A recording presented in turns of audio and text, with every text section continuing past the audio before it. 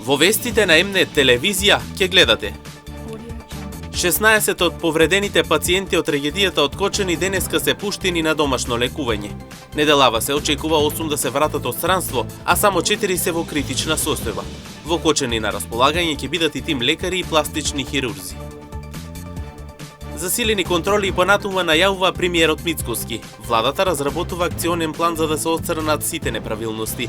Со ограничени алатки и ресурси со кои што тие како влада располагаат, ќе се продолжи да се работи и да се спречат несаканите случувања. По 6 децени комплетно се реконструира и улицата Пиринска во Штип. Во тек се активностите за реконструкција на подземната инфраструктура со стотина нови приклучоци.